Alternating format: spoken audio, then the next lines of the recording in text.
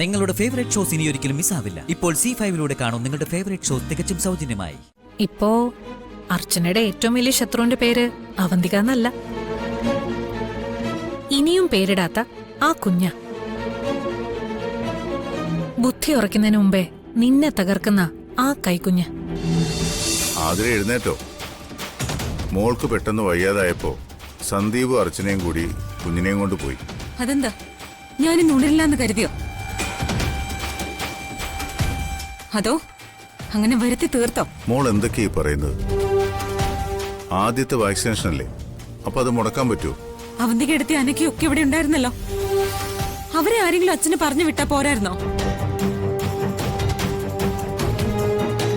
എനിക്കറിയാം എല്ലാരും കൂടി എന്നെ പറ്റിക്കുവാണെന്ന്.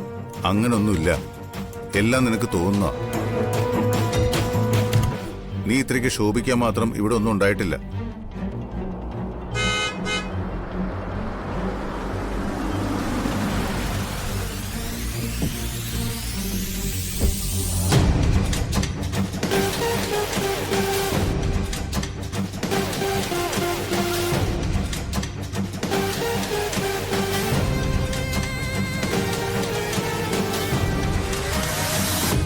കുഞ്ഞിനിങ്ങിതാ,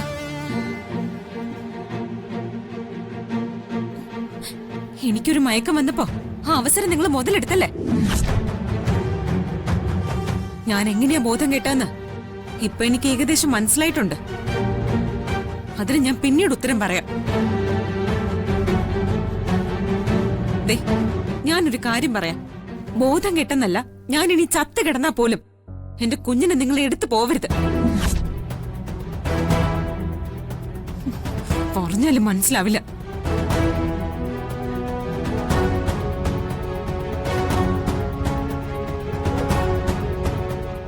ആതിര പറയുന്നത് കേട്ട് മോള് വിഷമിക്കേണ്ട കാര്യമൊന്നുമില്ല. അവളുടെ സ്വഭാവം ഏറ്റവും നന്നായിട്ടറിയാവുന്നത് നിനക്കല്ലേ. അതുകൊണ്ട് ഇതൊന്നും കാര്യമാക്കണ്ട. സന്ദീപ് എവിടെ മോളെ? ഇപ്പൊ വരൂ അച്ഛാ.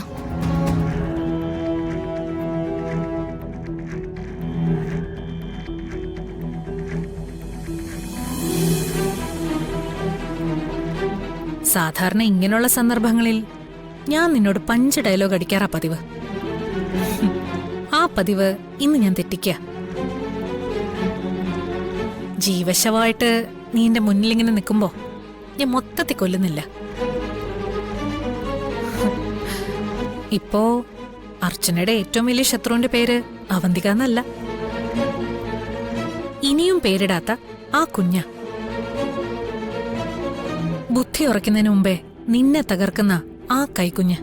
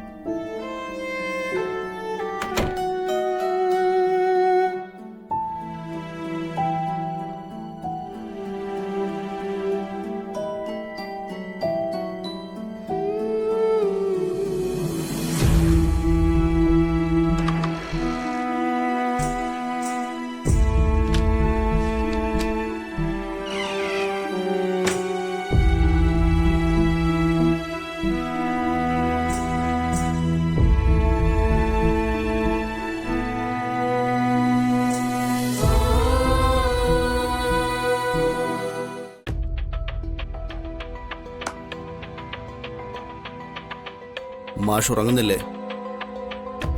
ഉറങ്ങാം, കിടന്നാലും ഉറക്കം വരില്ല. ഇവിടെ നിന്ന് ഇറങ്ങിയതിന് ശേഷം മനസ്സമാധാനത്തോടെ ഉറങ്ങണം.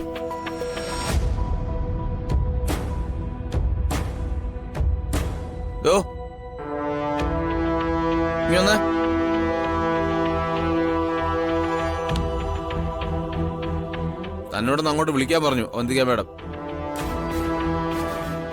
പറയാനുള്ള കാര്യങ്ങൾ വേഗം പറഞ്ഞിട്ട് ഫോൺ വെച്ചേക്കണം. കൂടുതൽ കഥയൊക്കെ പറയാൻ നിന്നാലേ ആരെങ്കിലും അറിഞ്ഞ എന്നെ പണി പോകുന്ന കേസാ. പിടിക്കേ.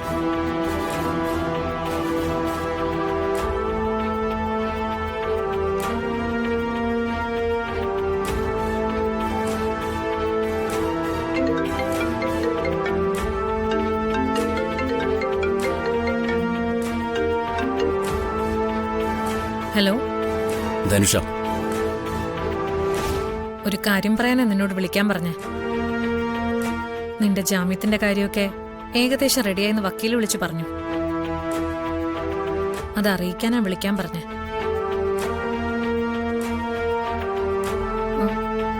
നീ എന്തോന്നും മിണ്ടാത്തെ? ഞാൻ പറഞ്ഞൊന്നും എനിക്ക് വിശ്വാസം വരുന്നില്ലേ? നീ എന്താ എന്നെ കുറിച്ച് കരുതിയിരിക്കുന്ന? നിന്നെ അകത്തിട്ടിട്ട് ഞാനിവിടെ സന്തോഷമായിട്ട് കഴിയുകയാണെന്നോ?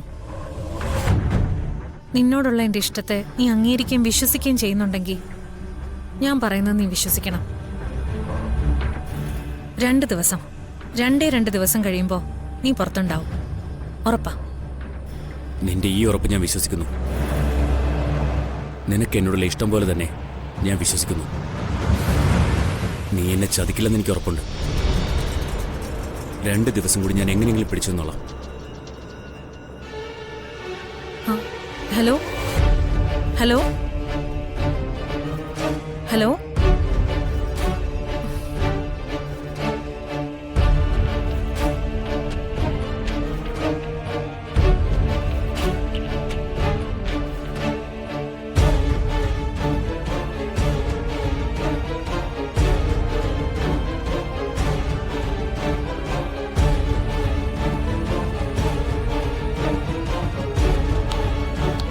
രണ്ട് ദിവസം കഴിഞ്ഞാൽ ഞാൻ പോവും. മാഷ് പോകുമ്പോൾ ഞാൻ ഒറ്റയ്ക്കാവുമല്ലോ. എനിക്ക് ഇനിയുണ്ട് 10-12 ദിവസം. ഇവിടുന്ന് വീട്ടിലോട്ടാണോ അതോ തിരിച്ച് ഇങ്ങോട്ട് തന്നെയാണോ എന്ന് ഒരു പിടിയുമില്ല. ഞാൻ പോകുമ്പോൾ വേറെ ആരെങ്കിലും ഇങ്ങോട്ട് വരും. അത്രയ്ക്ക് സംഭവങ്ങളല്ലേ നാട്ടിൽ നടക്കുന്നത്. അല്ല, മാഷ് എങ്ങനെ അകത്തായത് അത് പറഞ്ഞില്ലല്ലോ.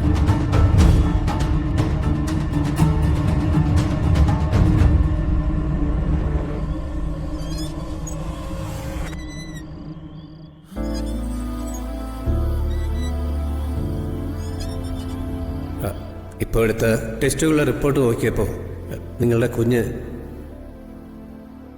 കുഞ്ഞൊരു ഹാർട്ട് പേഷ്യൻ്റാണ്.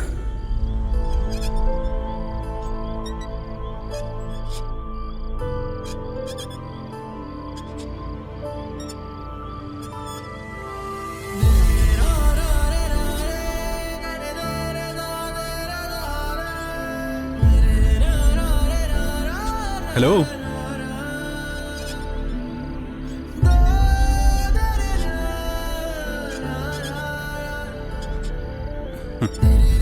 രാത്രി ഇരുട്ടത്തേക്ക് നോക്കിയിരുന്ന് സ്വപ്നം കാണുകയാണോ?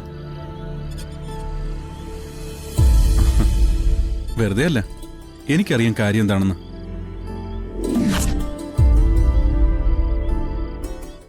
ഡൗൺലോഡ് ചെയ്യൂ C5 ആപ്പ്. കാണൂ എല്ലാ എപ്പിസോഡുകളും സൗജന്യമായി.